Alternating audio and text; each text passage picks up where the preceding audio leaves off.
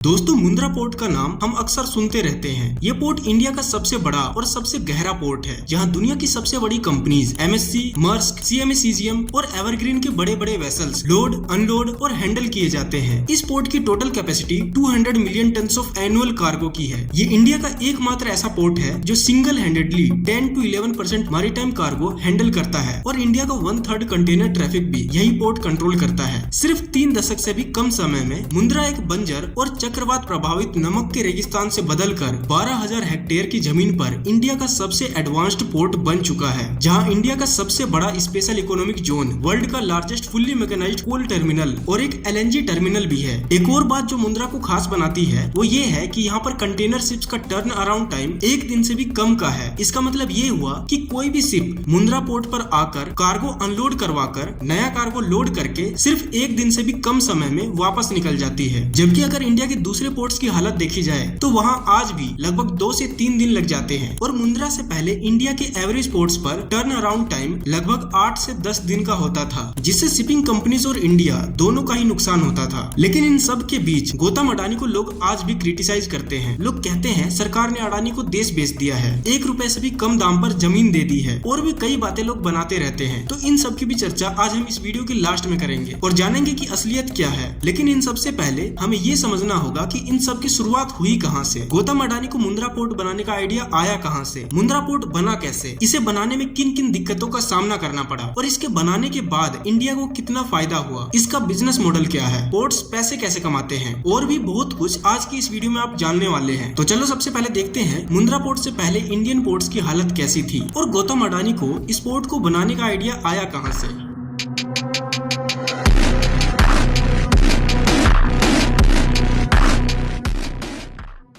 दोस्तों, मुंद्रा पोर्ट से पहले इंडियन पोर्ट्स की हालत बहुत खराब हुआ करती थी। मुंद्रा से पहले भारत के पास 4 से 5 पोर्ट ही ऐसे थे जो बड़े बड़े वेसल्स को संभालने की ताकत रखते थे और वो पोर्ट्स भी सरकार के कंट्रोल में आते थे और सरकारी कंट्रोल की वजह से वो पोर्ट्स काफी इनएफिशिएंट थे। एग्जाम्पल से समझो, हम बात कर रहे हैं जवाहरलाल नेहरू पोर्ट के बारे में। उस दौर में गवर्नमेंट पॉलिसीज काफी कॉम्प्लेक्स हुआ करती थी। पोर्ट्स पर मशीन्स का प्रॉपर यूज नहीं होता था, वर्कर्स ज्यादा थे और वो लोग भी स्ट्राइक्स करते रहते थे। कस्टम्स, पोर्ट और ट्रांसपोर्ट डिपार्टमेंट में कोऑर्डिनेशन की कमी थी। पेपर वर्क और कस्टम्स प्रोसेस इतने ज्यादा थे कि हर स्टेप पर डिले होता था। साथ ही रोड और रेल नेटवर्क भी कमजोर था। इन सब की वजह से ग्लोबल शिपिंग कंपनीज इंडिया के पोर्ट्स को अवॉइड करती थी, क्योंकि यहाँ उनका टाइम वेस्ट होता था, उनका ऑपरेटिंग कॉस्ट बढ़ता था, लेकिन एफिशिएंसी लो रहती थी। वहीं दूसरी ओर सिंगापुर और कोलंबो जैसे पोर्ट्स उन कंपनीज का फेवरेट स्पॉट होता था। फिर आता है 1990s का दौर, जब इंडिया ने अपनी इकोनॉमी लिबरलाइज की। जिन लोगों को लिबरलाइजेशन का मतलब नहीं पता वो एक बार इसे ध्यान से सुन लो, बहुत ही बेसिक सा कॉन्सेप्ट है। 1990s से पहले इंडिया में गवर्नमेंट हर छोटी बड़ी चीज कंट्रोल करती थी, जैसे फैक्ट्री खोलना हो, प्रोडक्ट बनाना हो या इंपोर्ट एक्सपोर्ट करना हो, सबके लिए परमिशन या कहे लाइसेंस लेना पड़ता था। इसको लोग अक्सर लाइसेंस राज भी बोलते हैं। समझ गए?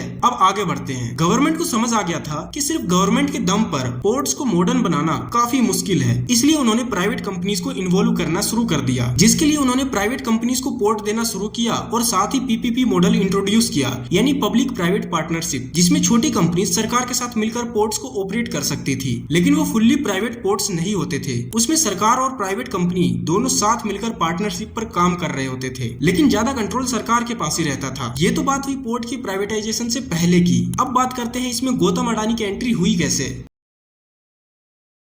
गौतम अडानी का बिजनेस पोर्ट से पहले कमोडिटी ट्रेडिंग का हुआ करता था। चलो इसे थोड़ा और पहले से शुरू करते हैं। गौतम अडानी ने लगभग 16-17 साल की उम्र में अपनी पढ़ाई छोड़ दी थी, जिसके बाद वो मुंबई आकर जावेरी बाजार के पास एक छोटे से रूम में रहते हुए डायमंड सोर्टर का काम करने लगे। जल्दी ही उन्होंने डायमंड ट्रेडिंग और ब्रोकरिंग का काम शुरू कर दिया। मुंबई आने के जस्ट 5 साल के अंदर वो डायमंड ट्रेडिंग का बिजनेस करके करोड़पति बन चुके थे। बात है 1981 की, जब गौतम अडानी के बड़े भाई मनसुख भाई अडानी ने अहमदाबाद में एक प्लास्टिक की फैक्ट्री खरीदी और गौतम अडानी को वहां उस फैक्ट्री को मैनेज करने बुलाया। इस फैक्ट्री का रॉ मटेरियल था पीवीसी ग्रेन्यूल्स, जिसे वो विदेशों से इंपोर्ट करते थे, क्योंकि इसकी लोकल सप्लाई बहुत कम थी। इंपोर्ट का उनका ये एक्सपीरियंस बहुत शानदार रहा। उनको ये समझ आ चुका था कि विदेशों से व्यापार किया कैसे जाता है। 1985 में जब गवर्नमेंट ने इंपोर्ट रूल्स को और आसान बना दिया तो उनका प्लास्टिक बिजनेस और अच्छा चलने लगा। 1988 के करीब अडानी ने अपना अडानी एक्सपोर्ट का बिजनेस शुरू किया। इसमें वह agriculture commodities, plastics, PVC, dyes, frozen foods, textiles और मेटल्स इत्यादि विदेशों में इंपोर्ट एक्सपोर्ट करने लगे थे। उस वक्त अडानी इंपोर्ट और एक्सपोर्ट के लिए कांडला पोर्ट का यूज करते थे, जो गवर्नमेंट के कंट्रोल में था, जहां उनको बहुत सी दिक्कतों का सामना करना पड़ता था, जैसे कस्टम्स क्लियरेंस और शिप का पोर्ट से लेट डिपार्चर होना। 1992 तक अडानी ने अपना कमोडिटी ट्रेडिंग का बिजनेस बहुत बड़ा बना लिया था और 1994 तक अडानी एंटरप्राइजेस के नाम से अपना बिजनेस BSE और NSE में रजिस्टर भी करवा लिया था। इनका IPO आते ही 25 टाइम्स ओवर सब्सक्राइब्ड हो गया था। अडानी एंटरप्राइजेस इस वक्त भी सिर्फ ट्रेडिंग कंपनी ही थी। इनका ट्रेडिंग बिजनेस बहुत अच्छा चल रहा था, लेकिन वो कांडला पोर्ट के इनएफिशिएंसीज की वजह से खुश नहीं थे। साथ ही सरकार ने पोर्ट को प्राइवेटाइज करने का परमिशन भी दे ही दिया था, तो गौतम अडानी ने सोचा क्यों ना हम खुद का ही पोर्ट बना ले। जनवरी 1994 में गौतम अडानी ने गुजरात मैरीटाइम बोर्ड GMB से कैप्टिव जेटी बनाने की अप्रूवल ले लिया। जेटी कुछ इस तरह का दिखता है। इसके पास शिप्स को डॉक किया जाता है और शिप से माल उतारा और चढ़ाया जाता है, और इसके लिए जगह चुना गया मुंद्रा। मुंद्रा कांडला पोर्ट से लगभग 60 किलोमीटर की दूरी पर था। उस वक्त गौतम अडानी ने ये जेटी सिर्फ अपने बिजनेस यूज के लिए बनवाया था, लेकिन 1995 में मुंद्रा को पोर्ट बनाने का फैसला किया गया। मई 1998 में अडानी ने अपना न्यू बिजनेस बनाया, Gujarat Adani port limited GAPL, जिसे आज हम अडानी पोर्ट्स एंड SEZ के नाम से भी जानते हैं। 7 अक्टूबर 1998 को MT अल्फा 2 मुंद्रा में लगा था, जो अपने साथ एडिबल ऑयल लाया था। मुंद्रा सिर्फ एक कैप्टिव जेटी से शुरू हुआ था, लेकिन बहुत जल्द ये कमर्शियल पोर्ट बनने वाला था। मुंद्रा का लोकेशन बड़ा ही कमाल का था और जल्द ही कांडला पोर्ट को टक्कर देने वाला था। लेकिन मुंद्रा ही क्यों, आगे देखते हैं। मुंद्रा पोर्ट के लिए अडानी ने जो लैंड सरकार से लिया था, उसके लिए वो आज तक भी विवाद में रहते हैं। लेकिन जिस वक्त उन्होंने वो जमीन सरकार से खरीदी थी, वो एक कम आबादी वाला तटीय इलाका था, यानी मुंद्रा समुद्र के किनारे था, जिसकी वजह से वहाँ की जमीन दलदल जैसी थी। जब मुंद्रा का टेक्निकल सर्वे किया गया तो पता चला कि मुंद्रा के पास जो समुद्र का किनारा है, उसका नेचुरल डेप्थ काफी गहरा है, यानी शोर के पास 15 से 17 मीटर की डेप्थ थी और ऑफशोर ये 20 मीटर से भी ज्यादा गहरी थी। इसका मतलब था कि यहाँ 60,000 DWT वेसल्स को जेटी पर बर्थ किया जा सकता था और 3 लाख WT वाले ऑयल टैंकर्स तक को सिंगल पॉइंट मूरिंग्स पर हैंडल किया जा सकता था, जो उस वक्त किसी भी इंडियन पोर्ट्स के पास कैपेबिलिटी नहीं थी। यानी जितना गहरा समुद्र होगा, उतनी बड़ी शिप यहाँ डॉक की जा सकती थी। आपने फिजिक्स में बुयंसी प्रिंसिपल के बारे में जरूर पढ़ा होगा, यानी शिप को जब पानी में लाया जाता है तो वो अपने वेट के बराबर पानी को डिस्प्लेस करता है और पानी उसे ऊपर की तरफ धक्का देता है, जिसे बोयंट फोर्स कहते हैं। और इस फिनोमेना की वजह से शिप्स तैरने लगते हैं। और मुंद्रा के पास समुद्र में ज्यादा गहराई होने की वजह से यहाँ पर भारी भरकम शिप्स को भी जेटी पर डॉक किया जा सकता था। अडानी ने यहाँ गवर्नमेंट के साथ जॉइंट वेंचर पार्टनर के रूप में एंट्री लिया और धीरे धीरे गवर्नमेंट का स्टेक खरीद कर मुंद्रा को इंडिया का पहला फुल्ली प्राइवेट कमर्शियल पोर्ट बना दिया। लेकिन रिस्क भी काफी बड़ा था। कच्छ एक रिमोट और अंडर इंडस्ट्रियलाइज रीजन माना जाता था, जहाँ रोड और रेल कनेक्टिविटी वीक थी, लोकल डिमांड लिमिटेड थी और साइक्लोन्स और अर्थक्वेक का भी खतरा रहता था। कैपिटल इन्वेस्टमेंट भी एक बड़ा चैलेंज रहा। इनिशियल प्लान में large jetties, breakwaters, dredging, storage yards और ब्रेकअप एरियाज लगभग 2000 एकर्स में डेवलप करना था, जिसके लिए hundreds of millions of dollars की जरूरत थी। जबकि उस वक्त इंडिया में ग्रीनफील्ड प्राइवेट पोर्ट्स के लिए प्रोजेक्ट फाइनेंस अभी शुरुआती स्टेज में ही था। इस वजह से कई एस्टेब्लिश्ड प्लेयर्स ने एग्जिस्टिंग मेजर पोर्ट्स पर ही इन्वेस्ट करना प्रीफर किया, जहां रिस्क कम था। तो चलो अब देखते हैं मुंद्रा पोर्ट बना कैसे।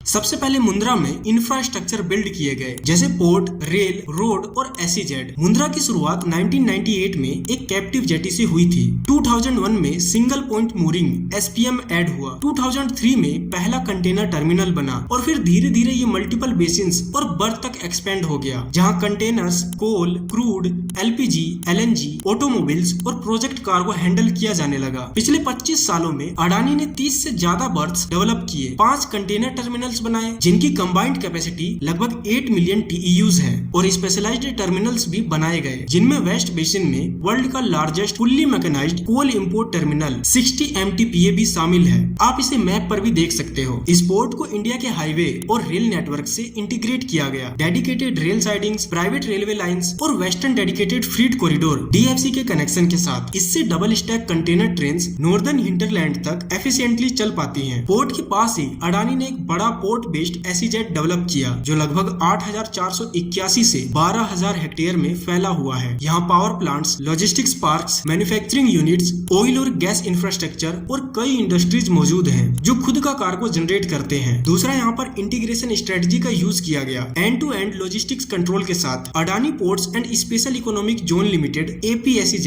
इनका बिजनेस मॉडल है कस्टमर्स को एंड टू एंड सर्विसेज देना। मतलब ports, logistics, port based services और SEZ लैंड सब एक ही प्लेटफॉर्म पर मौजूद हो, जिससे कस्टमर्स को marine services, cargo handling, rail या रोड इवैक्यूएशन, वेयर हाउसिंग और लास्ट माइल ट्रकिंग के लिए अलग अलग ऑपरेटर्स के पास नहीं जाना पड़ता। ये सारी चीजें अडानी ही प्रोवाइड करता है। कंपनी ने एक नेशनल लॉजिस्टिक्स प्लेटफॉर्म बिल्ड किया है जिसमें inland container depots, ICDs, railway operations, coastal shipping और अब रैपिडली एक्सपेंडिंग ट्रकिंग और फ्रीट फॉरवर्डिंग बिजनेस भी शामिल है, ताकि डॉक साइड से बाहर भी वैल्यू कैप्चर किया जा सके। मुंद्रा के कंटेनर वॉल्यूम्स में रेल का बड़ा रोल है। FY24 में लगभग 1.9 मिलियन TEUs रेल के थ्रू मूव हुआ। इससे मुंद्रा नॉर्थ और नॉर्थ वेस्ट इंडिया का मेन गेटवे बन जाता है। मुंद्रा का तीसरा बड़ा पावर है speed and efficiency. Early 1990s में मेजर पब्लिक पोर्ट्स का एवरेज टर्न अराउंड टाइम लगभग 200 आवर्स का था, यानी करीब 8 डेज, जो लगभग 2013-14 तक भी 90 आवर्स से ज्यादा ही था। रिफॉर्म्स और मैकेनाइजेशन के बाद ये 2023-24 तक लगभग 48 आवर्स तक आ गया। लेकिन मुंद्रा का प्राइवेट पोर्ट मॉडल शुरू से ही शिप और कार्गो टाइम को कम करने पर फोकस्ड था, मैकेनाइजेशन और स्ट्रीमलाइंड प्रोसेसेस के थ्रू। लेकिन कुछ शिप्स का टर्न अराउंड टाइम आज भी मुंद्रा पर 1.5 डेज तक का होता है। मुंद्रा का चौथा बड़ा पावर है partnership, policies and government support. देखो, कई लोग बोलते हैं कि सरकार ने अडानी को देश बेच दिया है, लेकिन आप एक बात समझो, विदाउट गवर्नमेंट सपोर्ट के, विदाउट सब्सिडी के और विदाउट गवर्नमेंट कनेक्शन के कोई भी बिजनेसमैन बड़ा बन सकता है क्या? और खासकर इंडिया जैसे देश में भले ही आपके पास पैसा है, लेकिन अगर आप गवर्नमेंट से कोई डॉक्यूमेंट या लाइसेंस क्लियर करवाने जाओ तो महीनों या सालों लग जाते हैं सिर्फ एक लाइसेंस मिलने में। फिर आपको लैंड खरीदना होता है, जिसमें फिर से अगर आपका गवर्नमेंट से कनेक्शन है तो आपका काम जल्दी हो सकता है। मैं आपको कुछ गलत नहीं बता रहा, जो रियलिटी है वही बता रहा हूँ। इसे मानना या ना मानना आपके ऊपर है। इसके ऊपर आपकी क्या राय है कमेंट में जरूर बताना। खैर, मुद्दे की बात पर आते हैं। टाइम के साथ अडानी पोर्ट्स ने ग्लोबल लाइनर मेजर्स जैसे CMA CGM और MSC के साथ स्ट्रेटेजिक पार्टनरशिप किए, जिससे long term container volumes secure हुए और मुंद्रा एक प्रीफर्ड हब बन गया लार्ज मेनलाइन सर्विसेज के लिए। चलो अब देखते हैं मुंद्रा पोर्ट का बिजनेस मॉडल क्या है और वो पैसे कैसे कमाता है। दोस्तों, मुंद्रा की कमाई के 5 मेन पिलर्स हैं। फर्स्ट है port services, marine charges, vessel related fees, berthing, pilotage और हार्बर सर्विसेज बेस रेवेन्यू बनाते हैं। ये चार्जेस कुछ गवर्नमेंट पोर्ट से ज्यादा महंगे होते हैं, लेकिन फास्टर टर्न अराउंड टाइम और रिलायबिलिटी की वजह से शिपिंग लाइंस इन्हें ही चुनते हैं। सेकंड है cargo handling, containers, dry bulk, specially coal, liquid bulk जैसे क्रूड, पेट्रोलियम प्रोडक्ट्स और केमिकल्स, और ऑटोमोबाइल्स के लिए स्टीव डोरिंग, वोरफेज और टर्मिनल हैंडलिंग चार्जेस मुंद्रा के रेवेन्यू का एक बड़ा हिस्सा बनाते हैं। थर्ड है storage and warehousing, container yards, liquid storage tanks, cold stock yards और बॉन्डेड वेयर हाउसिंग से रेवेन्यू आता है, जिसमें डेमोरेज और ग्राउंड रेंट भी शामिल है। फोर्थ है SEZ and industrial land. Mundra SEZ में बहुत बड़ी जमीन लीज पर दी जाती है, बिल्कुल फिक्स्ड अर्निंग की तरह, और यहाँ जो कंपनीज काम करती हैं जैसे पावर प्लांट्स और फैक्ट्रीज, वो लगातार कार्गो भी जनरेट करते रहते हैं। फिफ्थ है logistics and value added services, ICDs, rail freight, coastal shipping, trucking, freight forwarding और पोर्ट बेस्ड सर्विसेज जैसे bunkering, ship repair, marine services. ये सारी सर्विसेज कस्टमर्स को इनके ऊपर डिपेंड करवा देती है, यानी वो बार बार इसी इकोसिस्टम में अपना काम निकलवाते रहते हैं। मुंद्रा पोर्ट की सक्सेस के साथ काफी कंट्रोवर्सीज भी जुड़ी हुई है। गवर्नमेंट की MOEF की एक कमेटी ने अडानी को एक्यूज किया कि बोचा आइलैंड पर उन्होंने मैंग्रोव्स का नुकसान किया है और नेचुरल क्रीक्स को ब्लॉक किया गया है, जिसके लिए 200 करोड़ का रिस्टोरेशन फंड भी अडानी से मांगा गया। CAG ने भी बोला कि कुछ लैंड को गलत तरीके से डिग्रेडेड दिखाकर कंपनी को फायदा पहुंचाया गया है, लेकिन अडानी ग्रुप का क्लेम है कि मुंद्रा रीजन में उन्होंने 8,000 to 10,000 हेक्टेयर से भी ज्यादा एरिया में मैंग्रोव प्लांटेशन किया है, जो एलिजेडली डिस्ट्रक्शन से काफी ज्यादा बताया जाता है। लेकिन दूसरी तरफ कंपनी और गवर्नमेंट का कहना है कि मुंद्रा ने लाखों करोड़ों का इकोनॉमिक कंट्रीब्यूशन दिया है, करोड़ों जॉब्स क्रिएट किया है और एक पिछड़े एरिया को इंडस्ट्रियल हब बना दिया है। आपका इस पर क्या ओपिनियन है कमेंट करके जरूर बताना। अगर ये वीडियो आपको पसंद आया तो आपको ये वीडियो भी जरूर पसंद आएगा, जिसमें हमने बात किया है कि कैसे मुकेश अंबानी ने मोती खावड़ी के एक बंजर जमीन पर दुनिया की सबसे बड़ी ऑयल रिफाइनरी बना दिया। तो इस वीडियो को भी जरूर देखना। अगर ये वीडियो पसंद आई तो लाइक जरूर करना और चैनल को भी सब्सक्राइब जरूर कर लेना, ताकि ऐसी ही बिजनेस के स्टडीज आप तक पहुंच सके। सब्सक्राइब के बाद बेल आइकन को दबाना मत भूलना।